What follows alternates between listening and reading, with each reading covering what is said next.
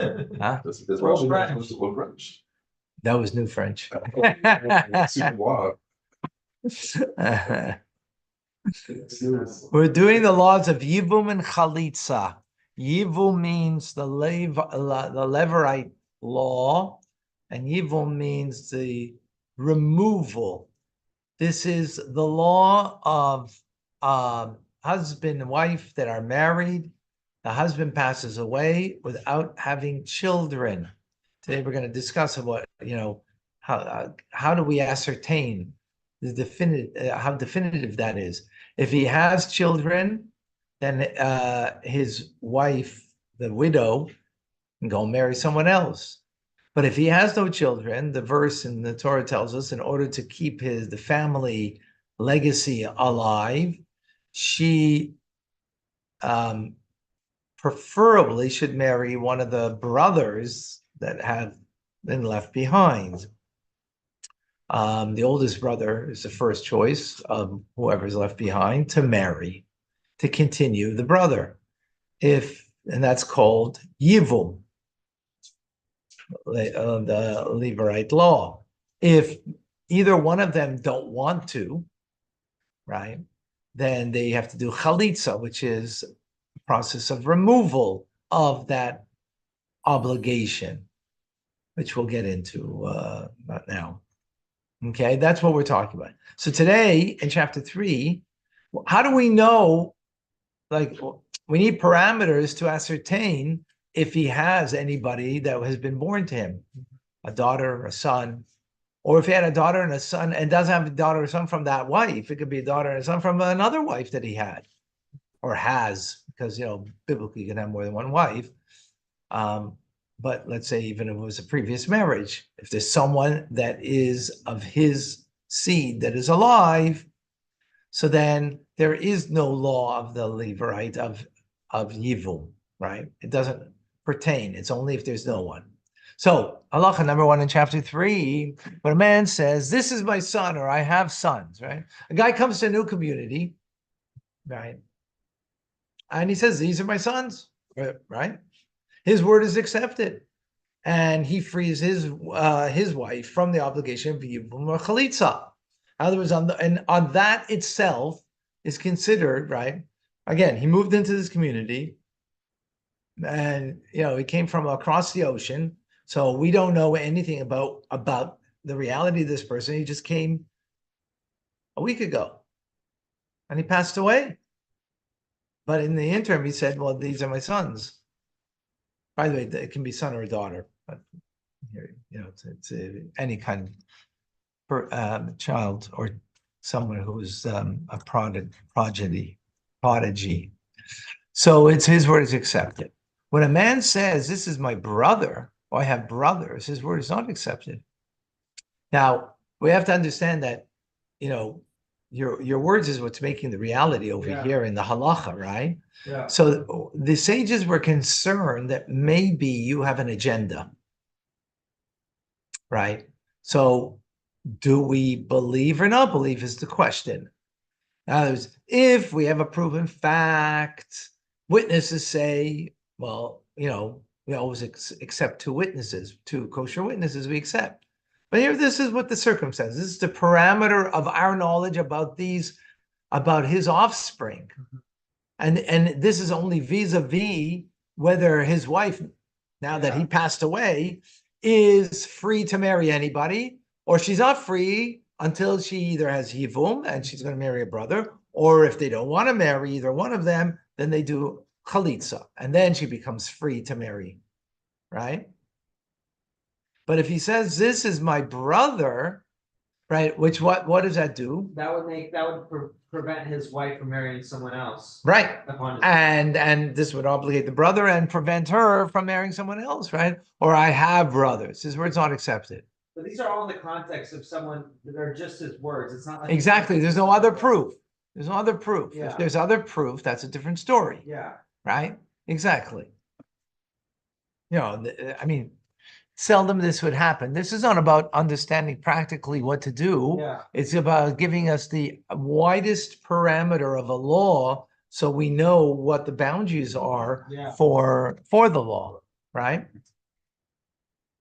And his wife does not become forbidden to others because she is required to perform evil. We assume that his intent was to cause his wife to be forbidden to other men after his death, right? When the prevailing presumption is that a man has brothers, and he says at the time of his death, I do not have brothers, his word is not accepted. Because we whatever, because he always spoke about his brothers. Now at the end of it, when he's about to pass on, he says, I don't have brothers. Which then what would that do? Free her. Yeah. Again, husband and wife relationship is a very tricky one. Love, hate, right? Mhm. So it could be out of love, he wants to free her. It could be out of hate that he wants to bind her, right? How would So- he be binding her if he said, I don't have brothers? No, in the other circumstance, right? He wants to bind her, saying that I do have brothers, right? That would bind her. Yeah. So because of that relationship between husband and wife, the sages were always concerned about what. Again, remember, this is the only proof. But here there's two things going on: an assumption, because he always spoke about his brothers, and now all of a sudden he says before he passes, I don't have any brothers. We don't accept that. Similarly, if he says that a person presumed to be his brother is not his brother, his word is not accepted. If there was no prevailing presumption that he has brothers, but a rumor becomes circulated that there are witnesses who will testify that he has brothers, but these witnesses are overseas. The woman must take this factor into consideration and wait until the witnesses who were mentioned come and are asked concerning the matter. This really applies even when the husband says, I do not have brothers at the time of his death. Because again, he may want to release her. Yeah. So in this case, if there's a rumor that someone overseas can say he has a brother, the woman has to wait until that rumor is confirmed or denied before she can get married again. Yeah. But then couldn't she just be like permanently waiting because those people might just never come? If you're overseas, and it seems like kind of like an Aguda situation. Yeah. So you see, halacha is dealing with principle, Yeah, right? not yes. And the principle over here is that there's an assumption based on a rumor, Yeah, right? That there are witnesses, right? So what do you do with that?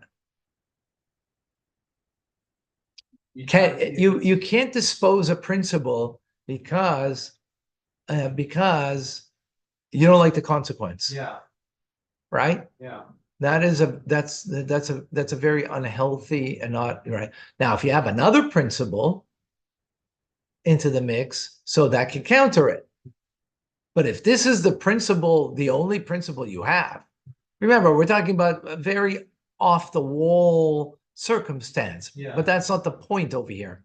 Because since it's based on a principle, so this is the only principle we have. Yeah. We know nothing except of a rumor that's a that there strong- are witnesses. There are witnesses that can testify that he has brothers, which means she has to have yivum or chalitza, right? That's what it means, right? Yeah. And you can't get past that. So what are you going to do about that? Close your eyes to it? No, you have to deal with it. You can't say, well, oh, she may have to wait 10 years till the witnesses come.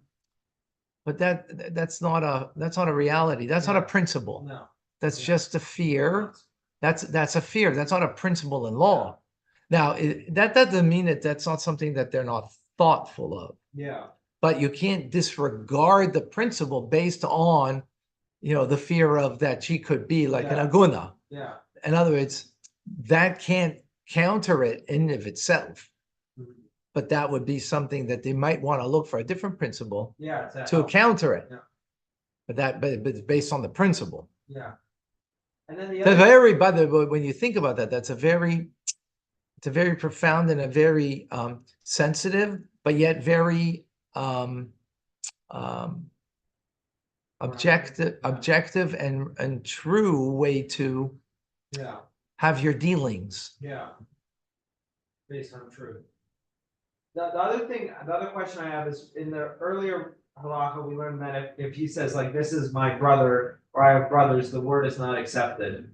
But even if the word is not accepted, could the assumption sort of like come into play? Like, if I say, this is my brother, like I have a brother somewhere, even though it's not like halachically like accepted that that's a truth, could the assumption that we're referring to in the third halacha be in place regardless? So like, even Say that again. if I say I have a brother overseas, according to the second halacha, it sounds like we don't, like, we're not assuming that to be, not assuming, that isn't true by halacha. Like, just because I say. And others, we can't take your word at face value because you have an agenda as a husband, Yeah, right? For better, for good or for bad, yeah, right? But you have an agenda. yeah. So those words are not sufficient. But even if those words are not sufficient in halacha, could at the same time, the assumption that we're referring to in halacha number 3 be established, even though like even if I say I have a brother overseas, halacha, it doesn't matter if you're saying that. But if I keep talking about that for like 10 years, oh, my brother overseas, my brother overseas, my brother overseas, and like it's not apparent that I have any ulterior motive, I'm just talking about him, then that assumption. But that's very different. That's a different point than before a person's passing, they say, I have a brother. Okay, Remember, he only said it before he passed. okay, He wasn't talking about it for the last 10 years, okay, right? That's a prevailing presumption, okay. right? So we're referring to in halacha number 3 or 2, specifically saying this is my brother before you're passing, like in the context of having an ulterior motive about your wife, a potential ulterior motive about your wife? Or is it just like, this is my brother, I'm just saying that? Hold on 1 second.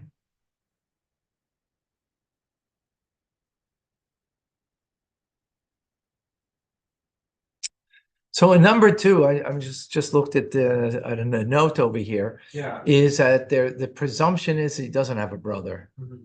and now he's saying I have a brother. Okay, So right, presumption is something in law. yeah, That's a principle in law, yeah, right? So and being that it's the husband here going against the presumption, yeah. then we don't believe No, we it, don't, okay. right? Because then we're chayshid. What do you mean we don't? It's not, I'm saying we don't believe. It's not that we don't believe him. It's that we are suspect of Yeah. what he is saying. It's not that you're lying. It's not No. saying lie. No. Suspect, Mhm. right? So being suspect, then you can't counter the presumption. Mhm. That's the That's- point in 2, right? In 3, it's the opposite. There is no presumption that he has a brother, right? Yeah, Right? Oh, so well, no, in 3, the prevailing presumption that he has a brother, right? I'm Yeah. sorry, it's the opposite. yeah, And then he says, I don't have a brother. yeah, So that's not It's the accepted, same- right? Right. yeah, Same, yes, same idea that there is a presumption. yeah,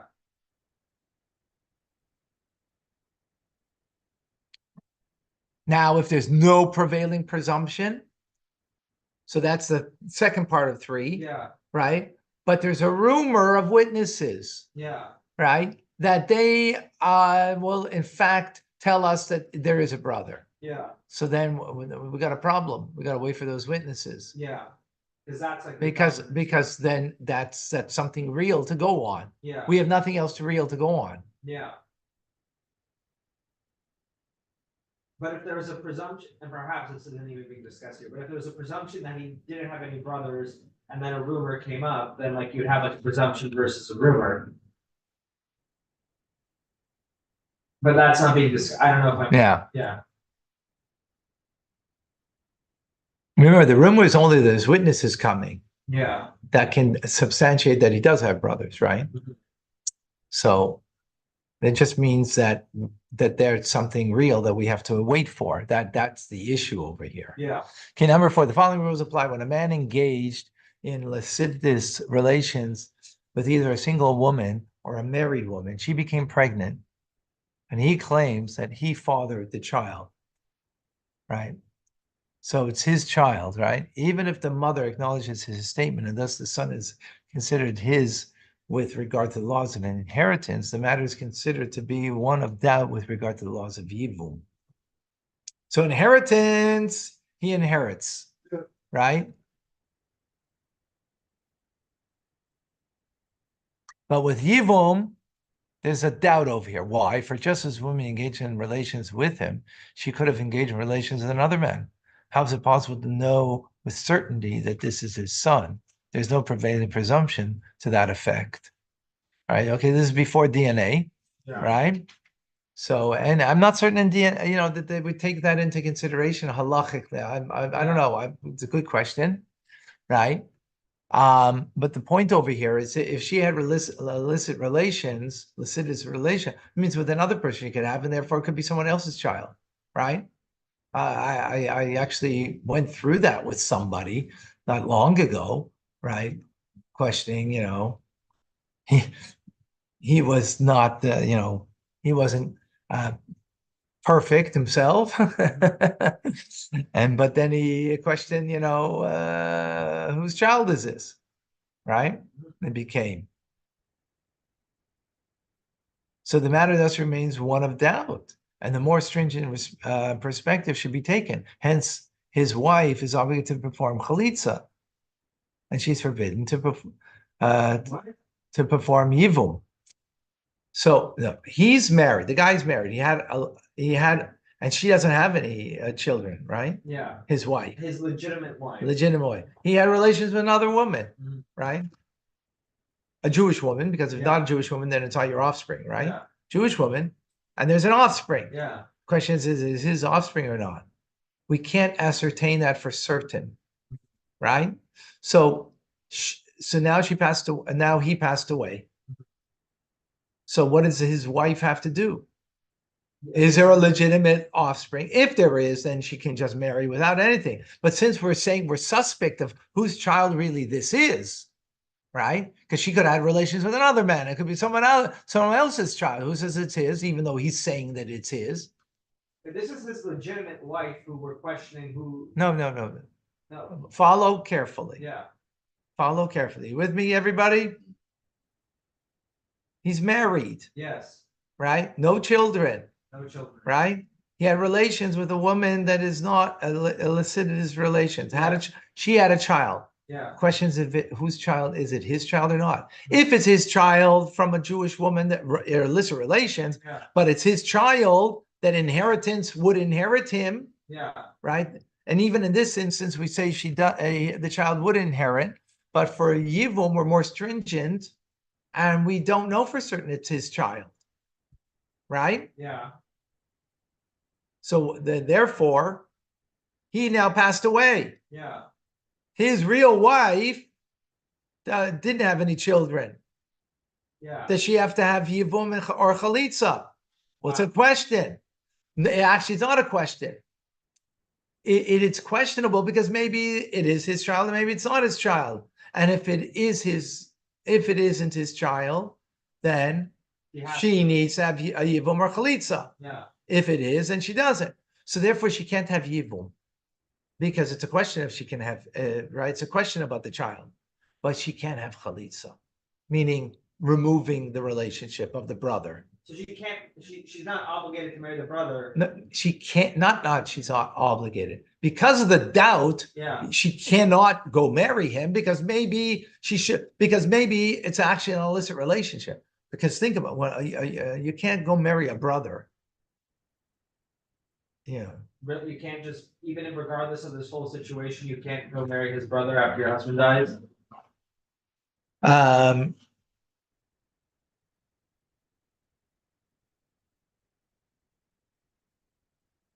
No, that's not the problem.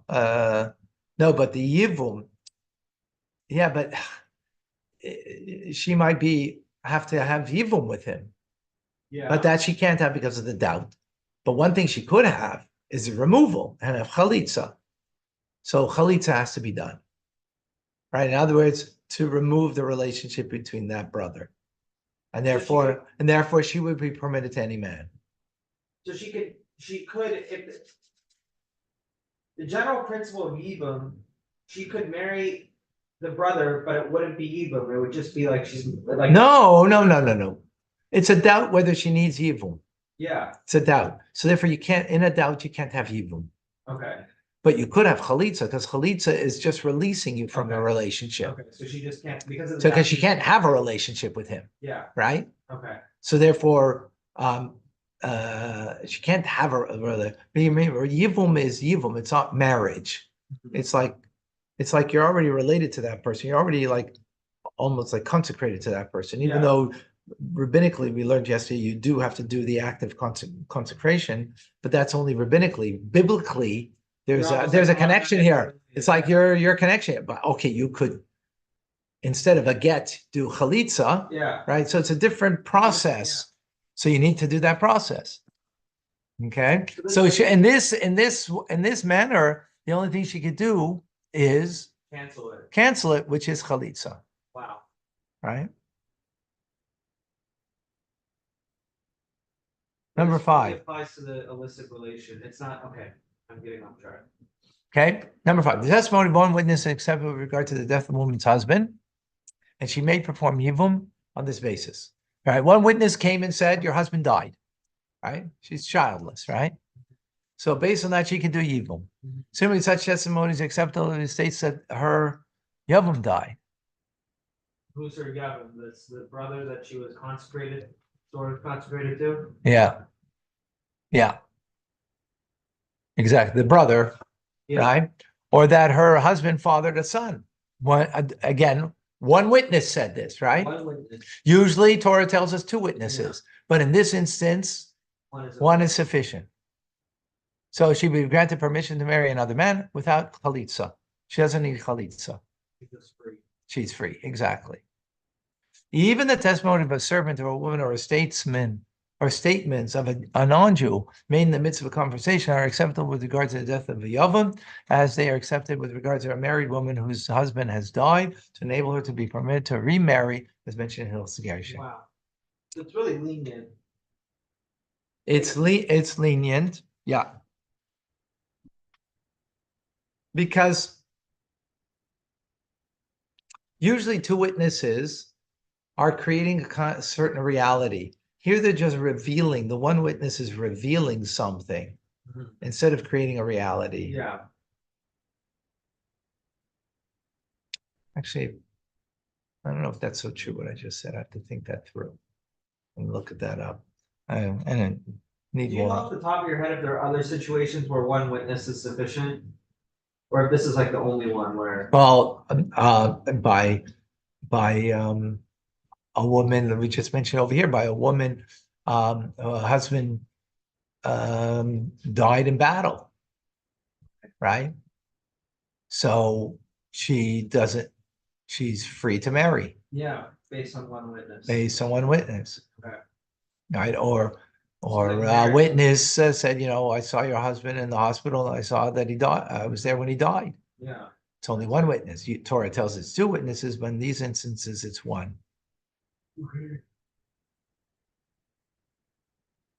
I can't remember now the teachings of why the 1. Hold on, let's see if there's something here.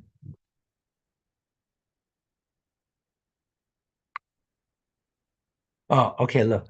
When the matter can be verified definitively without testimony of a witness, and the witness cannot justify the statements if they are not true, when one testifies that the person died, the Torah did not necessitate that the requirement of formal testimony be met in these instances, for it's unlikely that the witness will testify falsely. For this reason, the sages extended the leniency in regard to the matter, except because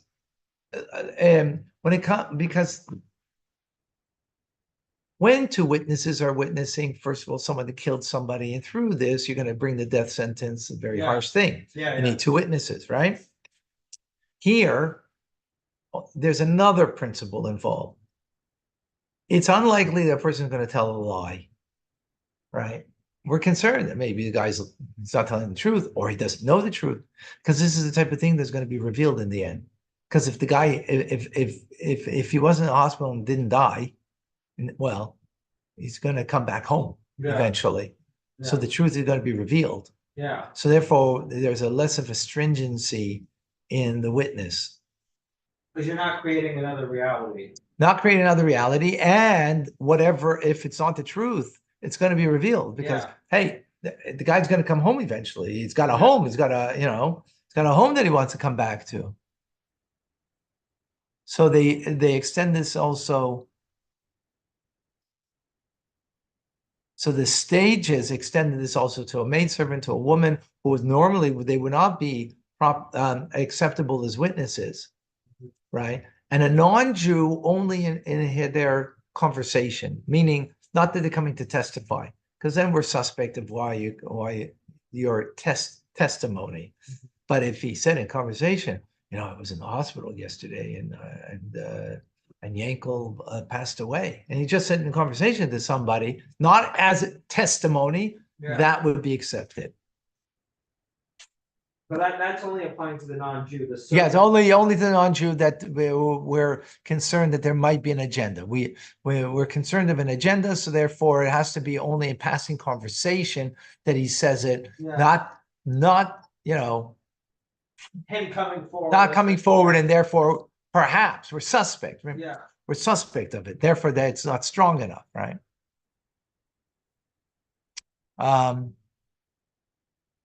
As you're accepted with regard to married women, okay, yeah. Number 6, just as the statements of 5 specific women are not accepted with testimony regarding the death of a woman's husband, so too the statements of these 5 women are not accepted with regard to the death of her yavam, right? Meaning of a mother-in-law, daughter-in-law, right? They might hate that. The Torah, we learned that they hate each other, that they're suspect of hating each other. Despite Right. default. Huh? Despite default. By default, yes. Yes. By default, yes.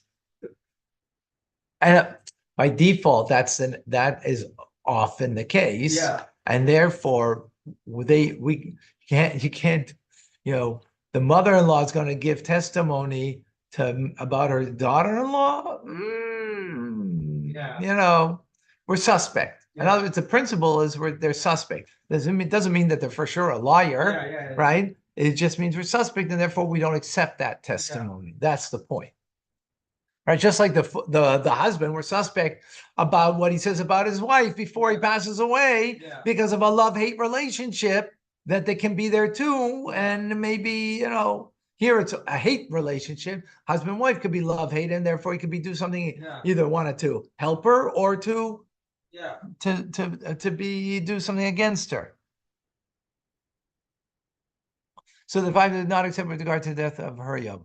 The law's testimony governing the death of a yavam are the same as the testimony governing the death of a woman's husband with regard to the disparities between the statements of witnesses and all other matters. Okay, one more halacha we're going to do. The following rule applies when 2 widows, each one married to one of 2 brothers. Right? There are 2 widows. Was married to one brother or 2 to 1? Each one married to one of 2 brothers. Okay. There's 2 brothers, Yeah. right? And they're the 2 brothers died, Yeah. right? Well, we just had that October 7th, right? Yeah. We had that, unfortunately, terribly, more than one time, right? And left 2 widows, right? They come from an overseas country. So the 2 widows, they're coming from an overseas country. Yeah. This one says, my husband died. And this one says, my husband died. Right? Wow. Each one is forbidden to remarry because of her obligation to the husband of the other one. But the testimony of the Yavama is not acceptable with regard to the death of a woman's Yavam, as stated in the previous halacha. So they're suspect of each trying to get each other out of having to marry. The testimony of each woman is accepted with regard to the death of her own husband.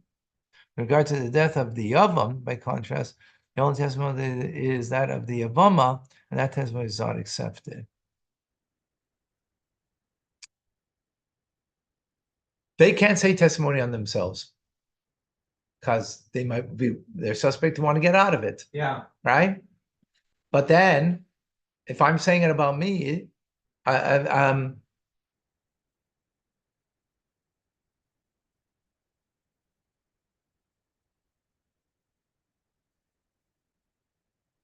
I thought it was saying each one's saying their husband is dead is accepted, but you can't like use it for the other one. to remarry.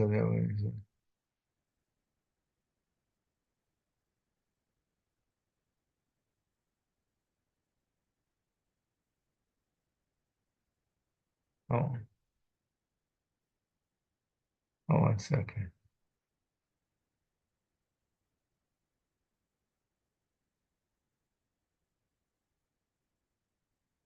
Oh.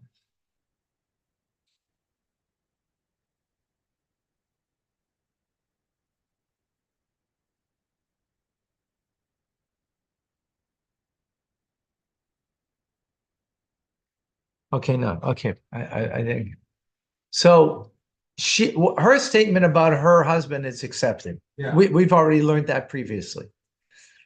But does that free her now? She can marry anyone?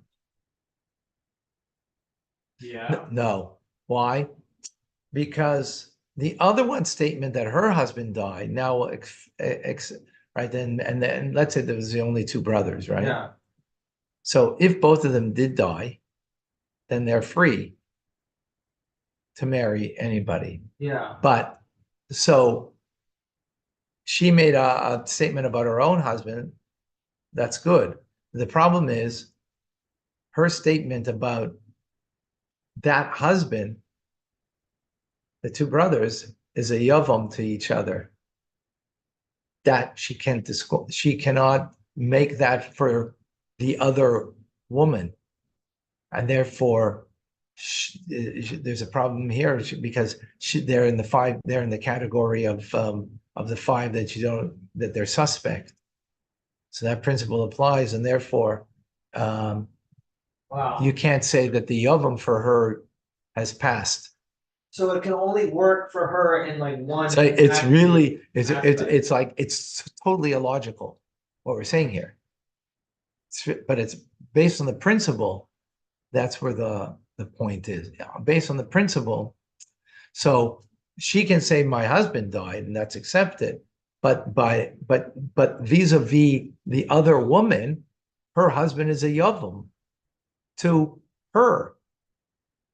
Yeah, it's She can't accepted. disqualify that Yeah. for her Yeah, but she because can she's for suspect herself. for herself because she's not suspect for herself. Yeah, because why would she? No, Well, wouldn't well, she? no, she would because maybe she wants to remarry or maybe whatever. Yeah, But that's not accepted. considered- We accept that. Yeah. That's accepted Yeah, because in the end it will become something revealed, and therefore Yeah, we're so not still, I suspect that guess. she's going to lie that her husband didn't die yeah, and he's still alive in the hospital yeah, and he's going to come home. Yeah. So it's going to be ultimately revealed. So we accept it. yeah. Wow. Okay, folks. Sorry, can't continue. It's been a pleasure.